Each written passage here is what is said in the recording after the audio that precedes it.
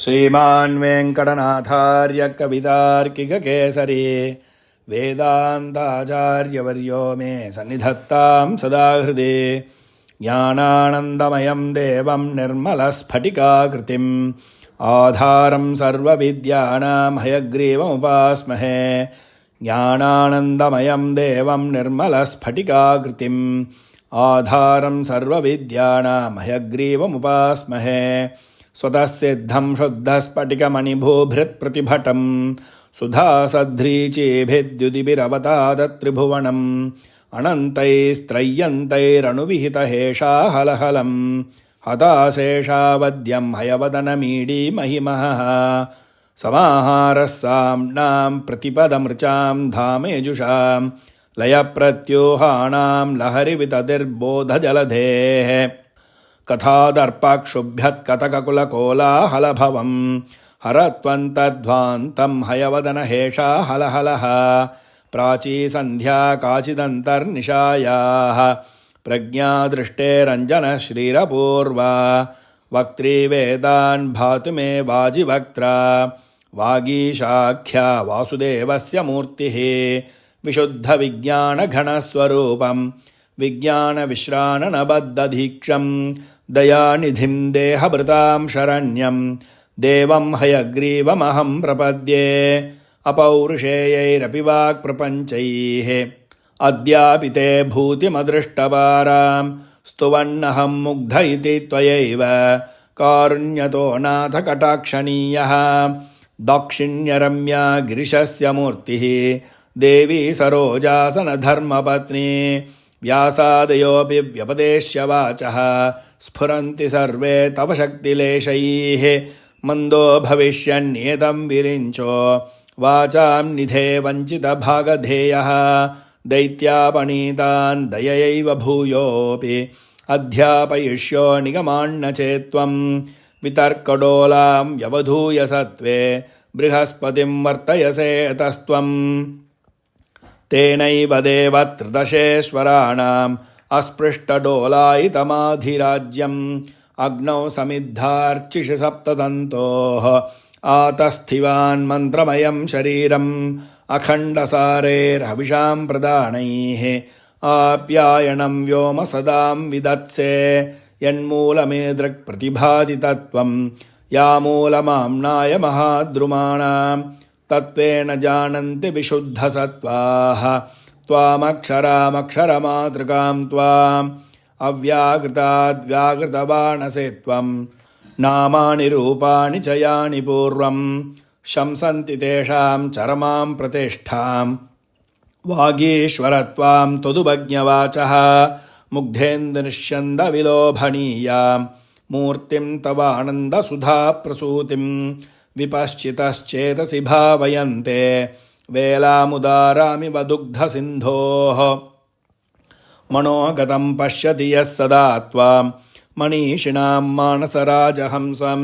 स्वयं पुरो भावविवादभाजः किं कुर्वते तस्य गिरो यथार्हम् अपि क्षणार्धं कलयन्ति ये त्वाम् आप्लावयन्तं विशदैर्मयूखैः वाचां प्रवाहैरनिवारितैस्ते मन्दाकिनीं मन्दयितुं क्षमन्ते स्वामिन् भवद्ध्यानसुधाभिषेकात् वहन्ति धन्या पुलकानुबन्धम् अलक्षिते क्वापि निरूढमूलम् अङ्गेष्विवानन्दथुमङ्कुरन्तं स्वामिन् प्रतीचा हृदयेन धन्याः त्वद्ध्यानचन्द्रोदयवर्धमानम् अमान्तमानन्दपयोधिमन्तः पयोभिरक्ष्णां परिवाहयन्ति स्वैरानुभावास्त्वदधीनभावाः समृद्धवीर्यास्त्वदनुग्रहेण विपश्चितो नाथ तरन्ति मायां वैहारिकीं मोहनपिञ्चिकां ते प्राङ्निर्मितानां तपसां विपाकाः प्रत्यग्रनिःश्रेयससम्पदो मे समेधिशीरं स्तव पादपद्मे सङ्कल्पचिन्तामणय प्रणामाः विलुप्तमूर्धन्यलिपिक्रमाणां सुरेन्द्रचूडापदलालितानां त्वदङ्घ्रिराजीवरजकणानां भूयान् प्रसादो मयि नाथ भूयात् परिस्फुरन्नूपुरचित्रभाणु प्रकाशनिर्धूततमोऽनुषङ्गां पदद्वयीं ते परिचिन्महेन्तः प्रबोधराजीव विभातसन्ध्यां त्वत्किङ्कराळङ्करणोचितानां त्वयैव कल्पान्तरपालितानां मञ्जुप्रणादं मणिनूपुरन्ते मञ्जूषिकां वेदगिरां प्रतीमः सञ्चिन्तयामि प्रतिभादशास्थान् सन्धुक्षयन्तं समयप्रदीपान् विज्ञानकल्पद्रुमपल्लवाभं व्याख्यानमुद्रा मधुरं करन्ते चित्ते करोमि स्फुरिताक्षमालं सव्येतरं नाथकरं त्वदीयं ज्ञानामृतोदञ्चनलं पटानां लीलाघटीयन्त्रमिवाश्रितानां प्रबोधसिन्धोररुणैः प्रकाशैः प्रवाळसङ्घातमिवोद्वहन्तं विभावये देवसपुस्तकं ते वामं करं दक्षिणमाश्रितानां